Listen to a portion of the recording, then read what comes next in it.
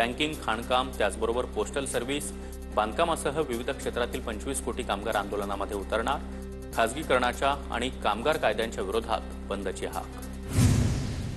सांगलीमध्ये धर्मांतराच्या जाचाला कंटाळून विवाहितेची आत्महत्या. घटनेच्या निषेधार्थ गोपीचंद पडळकर, धीरज घाटे, संग्राम भंडारे यांच्या उपस्थितीमध्ये मोर्चा.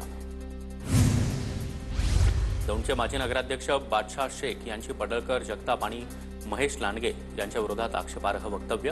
कोतवाली पोलीस ठाण्यात गुन्हा दाखल. ज्ञानेश्वरी मुंडेंनी पोलीस अधीक्षकांची भेट घेतली. महादेव मुंडे हत्या प्रकरणाला 18 महिने पूर्ण, मात्र एकही आरोपी निष्पन्न नाही. वाल्मिक कराडनेच फोन करून तपास थांबवला. ज्ञानेश्वरी मुंडेंचा थेट आरोप. सांगलीच्या आटपाडीमधील शालेय विद्यार्थिनीची आत्महत्या. टवाळखोरांकडून होणाऱ्या मानसिक त्रासाला कंटाळून आत्महत्या.